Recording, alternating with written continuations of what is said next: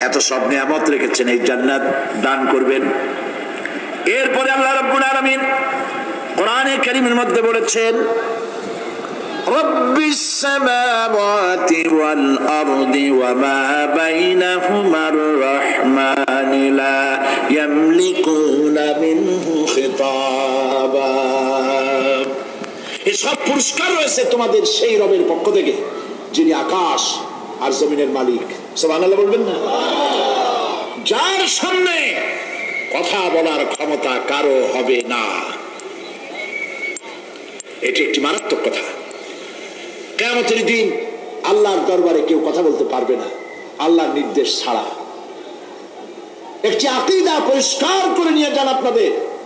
সে আকীদাটা এভাবে পরিষ্কার করুন, কোন পীর সাহেব, কোন খাজা বাবা, কোন মাওলানা, কোন মুহাদ্দিস, কোন বুজুর্গ আপনাকে সুপারিশ করতে পারবে না যদি না আল্লাহ পাক তাকে কথা বলার তৌফিক না দেন। মানদাল্লাযী ইয়াশফাউ ইনদাহু ইল্লা বিইজনি, আল্লাহর ওয়াদা ছাড়া, হুকুম ছাড়া আল্লাহর সামনে কথা বলার সেদিন কেউ থাকবে না। সুবহানাল্লাহ। কেউ কথা বলতে পারবে না। সুপারিশ করতে হবে আল্লাহ যারে বলেন তুমি করো, অমুকের জন্য করো, সেই ব্যক্তি শুধু তার জন্যই করতে পারবে, আর কেউ কথা বলতে পারবে না। সেই কঠিন হাসরের ময়দান, যেদিন শুধুমাত্র আল্লাহ পাক কথা বলবেন, আর যারে বলতে বলবেন সেই কেবলমাত্র বলতে পারবে।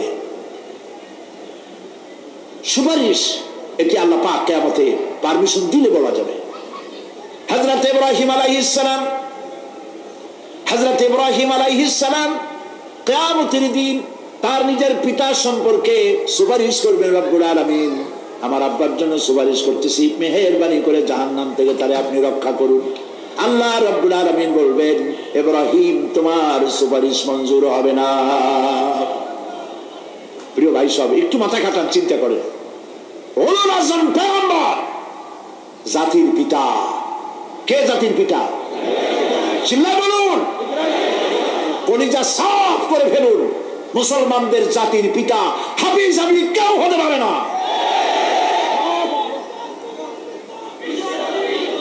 মিল্লাতা আবিকুম ইব্রাহিম, ইব্রাহিম আলাইহিস সালাম এই মিল্লাতের পিতা। সুবহানাল্লাহ।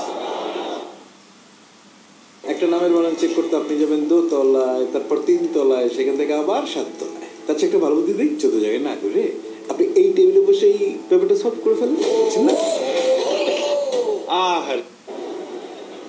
ইব্রাহিম আলাইহিস সালাম এই মিল্লাতের পিতা। সুবহানাল্লাহ।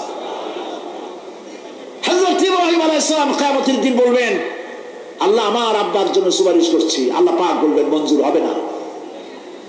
আসর তোমার পিতা হতে পারে, কিন্তু আমার খলিলকে আগুনে ফেলার জন্য নমরুদকে সে সহযোগিতা করেছে, আমি তোমার পিতাকে ক্ষমা করব না।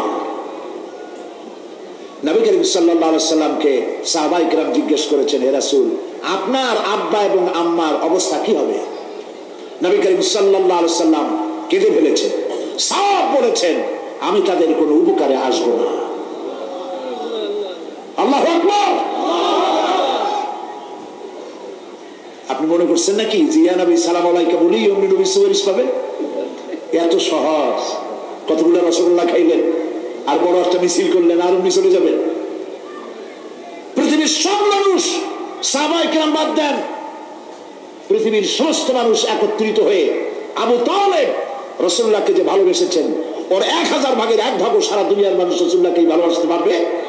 পারবে?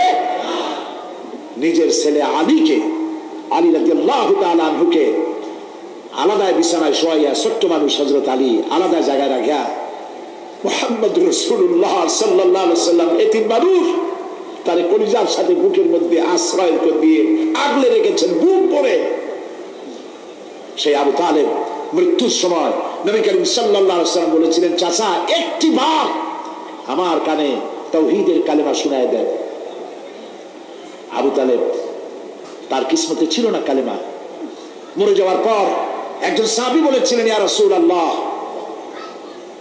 মৃত্যুর সময় আবু তালেবের মুখ আমি নড়তে দেখেছি, তিনি কালেমা পড়েছেন সম্ভবত।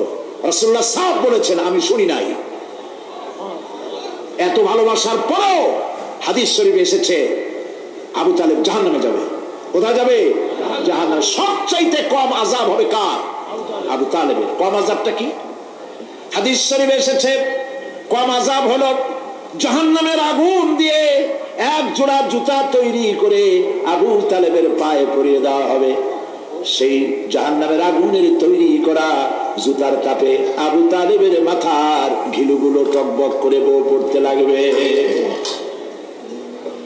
এত ভালোবেসে যদি কিয়ামতে উপায় না হয়, আপনি ইয়া নবী সালাম আলাইকা, ইয়া রাসূল সালাম আলাইকা আর কতগুলো জিলাপি খাইলেন, বড় একটা মিছিল করলেন। প্রিয় ভাই সব, এইসব বিদআত ছাড়ুন, এগুলো সুস্পষ্ট বিদআত। রাসূলুল্লাহকে ভালোবাসবেন, সাহাবীরা যেভাবে ভালোবেসেছেন ওইভাবে ভালোবাসবেন।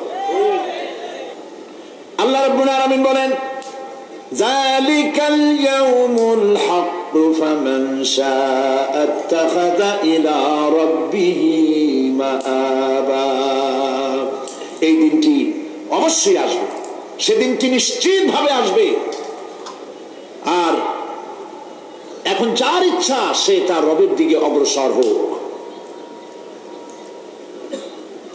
ইন্না আনজারনাকুম আযাবান করিবান ইয়াওমা ইয়ানজুরুল মার'উ মা কদ্দামাত ইয়াদাহু ওয়া ইয়াকুলুল কাফিরু ইয়া লাইতানি কুনতু তুরাবা। ইন্না আনজারনাকুম আযাবান করিবা, খুব নিকটবর্তী একটি আযাব সম্পর্কে আমি তোমাদেরকে সতর্ক করে দিলাম। কে বলতেছে? আল্লাহ পাক। লক্ষ্য করুন আল্লাহ কি বলছেন, খুব নিকটবর্তী একটি কঠিন শাস্তি আযাব অর্থাৎ কিয়ামত, এ সম্পর্কে আমি তোমাদেরকে সতর্ক করে দিলাম। ইয়াউমা ইয়ানজুরুল মার'উ মা কদ্দামাত ইয়াদাহু, সেদিন প্রত্যেকটি লোক যা সে পাঠিয়ে দিয়েছিল এখানে অর্থাৎ যা করেছিল সেগুলি সে দেখতে পাবে। আর তখন ওয়ায়াকুলুল কাফিরু ইয়া লাইতানি কুনতু তুরাবা। সেই কিয়ামতের ময়দানে অবস্থা দেখে কাফেররা বলবে, আহারে মানুষ না হইয়া যদি মাটি হইয়া যেতাম, যদি মাটি হতাম, যদি মানুষ না হয়ে না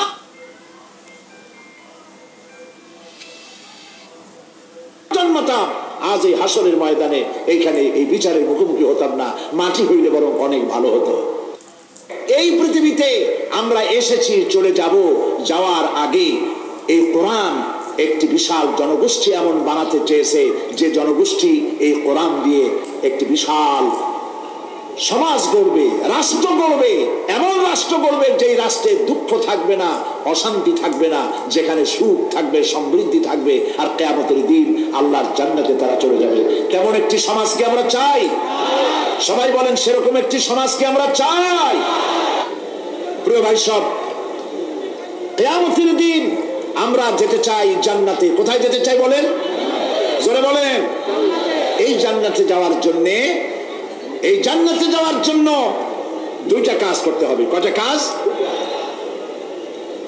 আল্লাহ রাব্বুল আলামিন বলেন, ফামান কানা ইয়ারজু লিকাআ রাব্বিহি ফালইআমাল আমালান সালিহান ওয়া লা ইউশরিক বিইবাদাতি রাব্বিহি আহাদা। আল্লাহ পাক বলেন, যে বাজারা আমার সঙ্গে দেখা করতে চায় কিয়ামতে, দুইটা কাজ করা লাগবে। বলেন কয়টা কাজ? একটা হলো নেক আমল। কি আমল বলেন? নেক আমল। নেক আমল কারে বলে? নেক আমল করতে হলে আবার দুইটা শর্ত লাগে।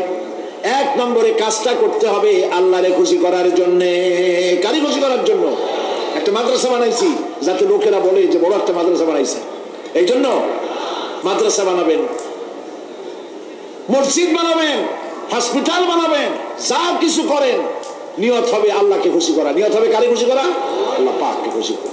এই হলো নেক আমলের প্রথম শর্ত, কাজ হবে আল্লাহকে খুশি করার জন্য। দুই নম্বরে কাজটি হতে হবে সুন্নতে নববী সাল্লাল্লাহু আলাইহি ওয়াসাল্লামের উপরে। মনে থাকবে, দাড়ি রাখবো কেন রাখবো? রাসূলের সুন্নাত। রাখবো কারে খুশি করার জন্য? আল্লাহকে খুশি করার জন্য। রাখবো কার মতো? রবীন্দ্রনাথের মতো, কার্ল মার্কসের মতো, কবির মতো নয়। রাখতে হবে কার মতো?